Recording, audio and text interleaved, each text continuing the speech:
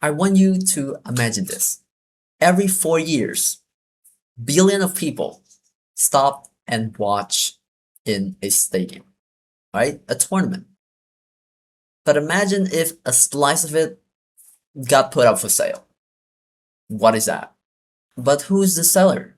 The seller here is Gianni Infantino, which is the president of FIFA himself. And the buyer, it happened to be one of the powerful politic family in America, right? You don't know who it is.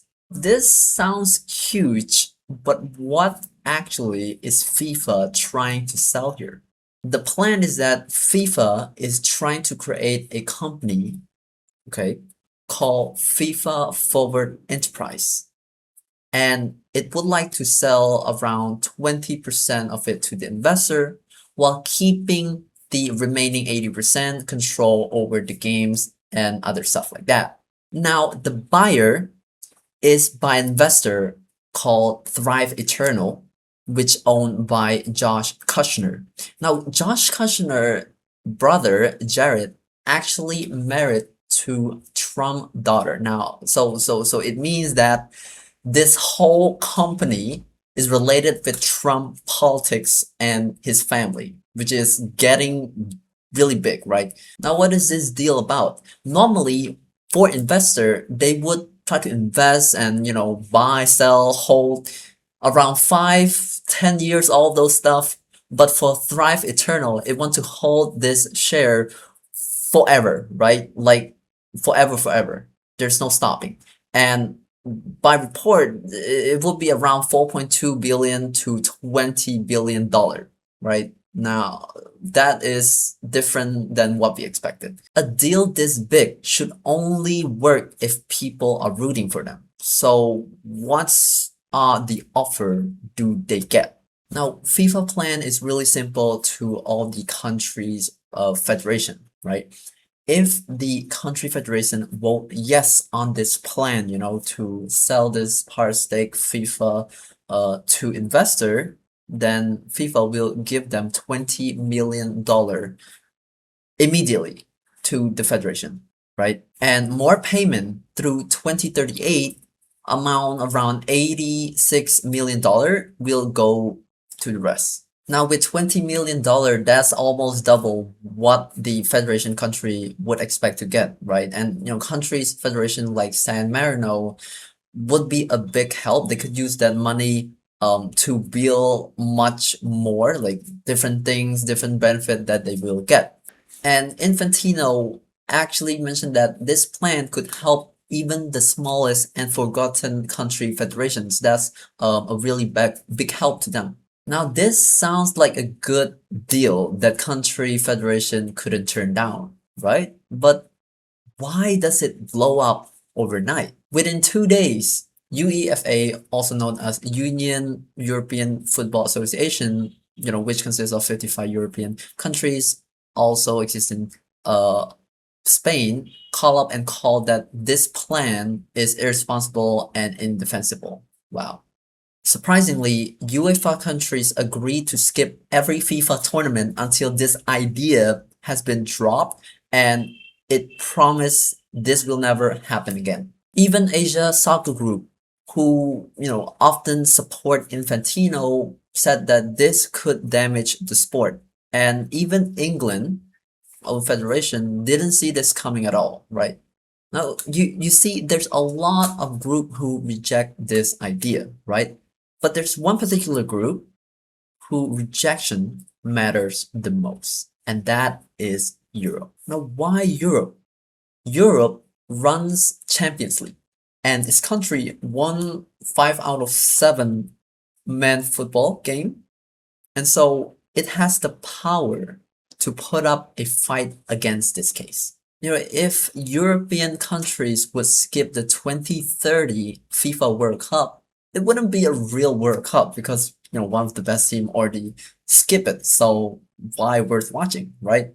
Now this has happened before where it forced Infantino to hold earlier plan, which to host FIFA World Cup every 2 years instead of 4 years. Okay, politics aside, what does a deal like this actually do to the sport? The thing is this, you can imagine, right? Once an investor owns something or owns a business, they try to squeeze everything that they want out of those business for profit, for money, right? And experts point out that what made the World Cup very special that it happened every 4 years, right? But in the view of investor, they don't want to see something that rare. They want constant growth and quicker money, all those stuff, right? Other expert also said that FIFA actually put this deal too cheap. Other investor in the Middle East can buy this stake 20% even higher. So maybe FIFA put this deal just too cheap. Now for this year, fan already saw what's coming. During the water break, the ad money makes around $7 to $9 billion, which is a lot. And it feared that, in the future, this kind of advertisement would just, squeeze people, squeeze fans just for money. Now, for 2030 FIFA World Cup, we expect to get, 64 teams, right? And with this money that we're looking at, the tournament could actually host in any countries with the biggest paycheck, right? Just want a country that would give the investor the highest return as much as possible. Okay, now you see all of the structure, the impacts that this deal could be damaging the FIFA World Cup, right? But is there any personal reason for Infantino that he decided to go for this deal? Get this, Infantino will go for the re-election of FIFA President 2027, right? Now this looks suspicious for many people. Why? He's starting to hand out big payment to 211 countries, right? Before the vote even started. Now, is this out of, a scheme that he trying to make, or is it out of goodwill, right? That's the question. Not just that, people also see him become, more closer to powerful figures such as Donald Trump, Russia Putin, the Saudi Arabia Crown Prince, and also Qatar royal family, right? And this already make people feel uneasy. And he also gave Trump the peace reward in December, so this doesn't help at all, right? With all of those anger directed in his way, what is FIFA actually doing right now to cool off the steam? As the backlash from UEFA and also other federation countries, Infantino stated that there's a earnest reporting and it wouldn't change the day-to-day operation. It will still remain the same, right? Unchanged. And the plan for FIFA forward enterprises would also be the same as well. And FIFA repeated almost defensively that this is not something that FIFA want to entertain, right? It want to draw the hard line between selling stakes to business line and selling the control over the sports itself. With this, FIFA intended to move to the consultation space, right, where country federation can vote based on the facts that they've been given, and not just putting or scrambling every idea on the table. Just try to make this as formal as it can get. So final question, where does this actually go from here? The countries actually have a strict deadline that they can vote, right? And it's not just, quiet rumor that can go forever. There's actually a strict deadline. The first real test could come at the Poland Women Tournament, which held September since this fight have started. Now, why is this a real test, right? Investors from other countries could actually join, such as from Middle East or China.